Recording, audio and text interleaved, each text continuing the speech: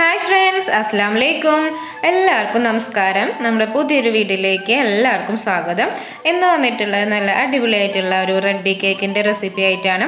നല്ല കിഡിലൻ ടേസ്റ്റ് ആണ് ഈ കേക്ക്. കഴിക്കാനായിട്ട് തയ്യാറാക്കാനും ഭയങ്കര ഈസിയാണ്. അപ്പോൾ നമുക്ക് നോക്കി നോക്കാം അതിനു വേണ്ടിയിട്ടുള്ള ഇൻഗ്രീഡിയൻസ് എന്തൊക്കെയാണെന്ന്.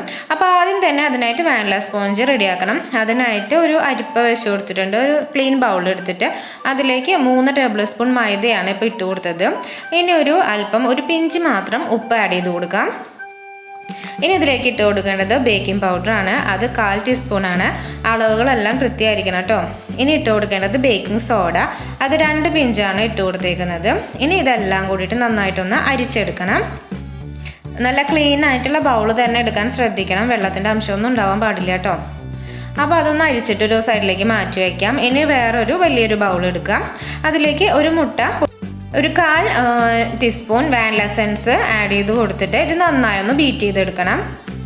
ഞാനിപ്പോൾ ഹാൻഡ് ബീറ്റർ വെച്ചിട്ടാണ് ബീറ്റ് ചെയ്തെടുക്കുന്നത്. ഇലക്ട്രിക് ബീറ്ററാണ്. അപ്പോൾ ഇതില്ലെങ്കിൽ വിസ്ക് വെച്ചിട്ട് ബീറ്റ് ചെയ്തെടുക്കാവുന്നതാണ്. അപ്പോൾ കുറച്ച് ടൈം കൂടുതലെടുക്കും. ഇതാണ് എളുപ്പമായിട്ടുണ്ടാവുക. നന്നായി ഒന്ന് ബീറ്റ് ചെയ്തെടുക്കുക. മുട്ടയൊക്കെ നന്നായി ഒന്ന് പതഞ്ഞ് പൊങ്ങി വരണം.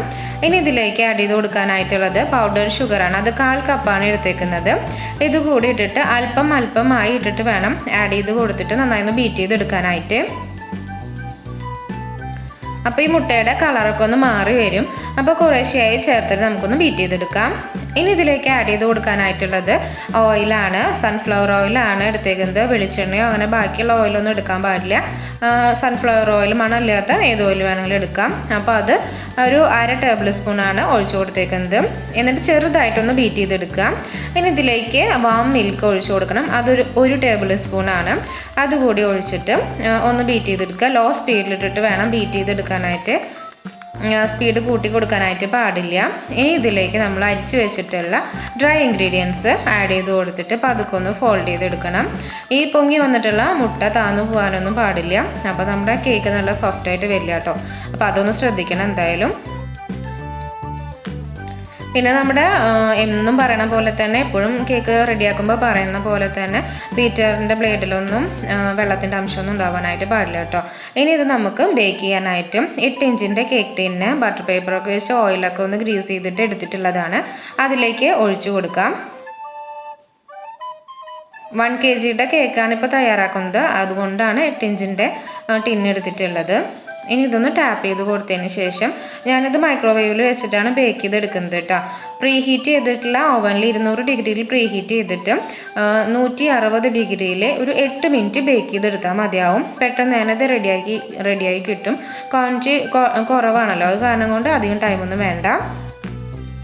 അപ്പോൾ 8 മിനിറ്റ് ഒന്ന് വെച്ച് കൊടുക്കാം കേട്ടോ. അപ്പോൾ അത് ബേക്കായി വരുന്ന ടൈം കൊണ്ട് നമുക്ക് അടുത്ത സ്പോഞ്ച് തയ്യാറാക്കാം. ഇനി ചോക്ലേറ്റ് സ്പോഞ്ചാണ് റെഡിയാക്കുന്നത്. അപ്പോൾ അതിനായിട്ട് 2 ടേബിൾ സ്പൂണാണ് മൈദ എടുത്തേക്കുന്നത്. ഒരു ബൗളിൽ അരിപ്പ വെച്ചിട്ട് അതിലേക്ക് മൈദ ഇട്ട് കൊടുക്കാം. ഇനി കൊക്കോ പൗഡർ 1 ടേബിൾ സ്പൂണാണ്. അളവുകളെല്ലാം കറക്റ്റായിട്ടും ശ്രദ്ധിക്കണം. പിന്നെ ഉപ്പിട്ട് കൊടുക്കണം. ഒരു പിഞ്ച് മാത്രം ഉപ്പിട്ട് കൊടുത്താൽ മതി, അധികമൊന്നും വേണ്ട. ഇനി ബേക്കിംഗ് പൗഡർ 1/4 ടീസ്പൂൺ ഇട്ട് കൊടുക്കുക. ഇനി ബേക്കിംഗ് സോഡ ഇട്ട് കൊടുക്കുക. 2 പിഞ്ചാണ്. 2 പിഞ്ച് ബേക്കിംഗ് സോഡ മാത്രം മതിയാവും.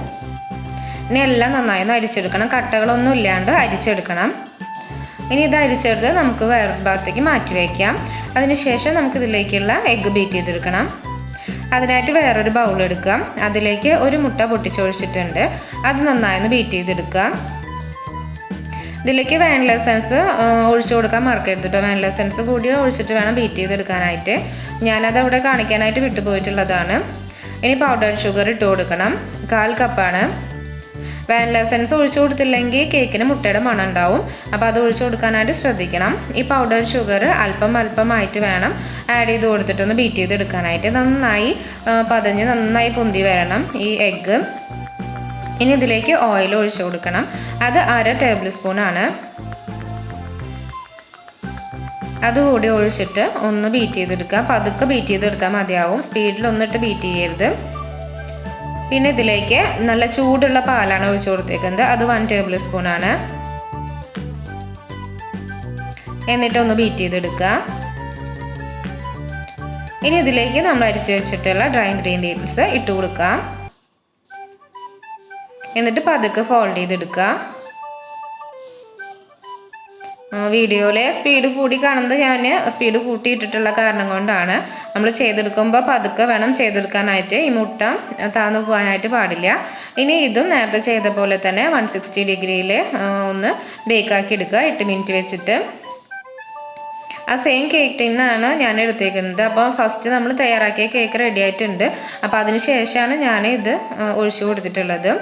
ഇനി നെക്സ്റ്റ് ആയിട്ട് നമുക്ക് റെഡ് വെൽവെറ്റ് കേക്ക് തയ്യാറാക്കണം. അതിനായിട്ട് ഒരു ബൗളിലേക്ക് അരിപ്പ വെച്ചിട്ട് മൈദ ഇട്ട് കൊടുത്തിട്ടുണ്ട്. 2.25 ടേബിൾ സ്പൂണാണ് മൈദ. കൊക്കോ പൗഡർ 1/4 ടീസ്പൂണാണ് ഇട്ട് കൊടുത്തേക്കുന്നത്. ഇനി ഇതിലേക്ക് അല്പം ഉപ്പ് ഇട്ട് കൊടുക്കണം. ആ മധുരത്തിൻ്റെ അളവൊക്കെ ഒന്ന് ബാലൻസ് ആവാൻ വേണ്ടിയിട്ടാണ്. ഇനി ഇതിലേക്ക് ആഡ് ചെയ്ത് കൊടുക്കേണ്ടത് ബേക്കിംഗ് പൗഡറാണ്. അത് 1/4 ടീസ്പൂണാണ്. അതിനുശേഷം ഇതിലേക്ക് ബേക്കിംഗ് സോഡ ആഡ് ചെയ്ത് കൊടുക്കാം. അത് 2 പിഞ്ചാണ് വേണ്ടോ. അപ്പോൾ അതിന് ശേഷം ഇതെല്ലാം കൂടി നന്നായി ഒന്ന് അരിച്ചെടുക്കണം. ഒരു 3 പ്രാവശ്യമൊക്കെ അരിച്ചെടുക്കുകയാണെന്ന് വെച്ചാൽ നന്നായി സോഫ്റ്റ് ആയിട്ടുള്ള കേക്ക് നമുക്ക് റെഡി ആക്കി കിട്ടും. ഇത് കുറച്ചായ കാരണം നമുക്കൊന്ന് നന്നായി മിക്സാക്കി കൊടുത്താലും മതിയാവും. ഇനി ഇതൊന്ന് മാറ്റി വയ്ക്കാം. അതിനുശേഷം എഗ്ഗ് ബീറ്റ് ചെയ്തെടുക്കാം. വേറൊരു ബൗളെടുക്കാം. അതിലേക്ക് ഒരു മുട്ട പൊട്ടിച്ചൊഴിച്ചിട്ടുണ്ട്. വാനില എസൻസ് 1/4 ടീസ്പൂൺ ഒഴിച്ചു കൊടുത്തിട്ട് നന്നായി ബീറ്റാക്കി എടുക്കാം. ഈ മുട്ട നന്നായി ഒന്ന് ഫ്ലഫി ആയി വരുമ്പോൾ നമുക്കിതിലേക്ക് പൗഡർഡ് ഷുഗർ ഇട്ട് കൊടുക്കണം. അത് 1/4 കപ്പാണ്. ഈ പൗഡർഡ് ഷുഗർ ഇട്ടിട്ട് ഒന്ന് ബീറ്റാക്കി എടുക്കാം. കുറേശ്ശെ ആയിട്ട് വേണം ഇട്ട് കൊടുക്കാനായിട്ട്.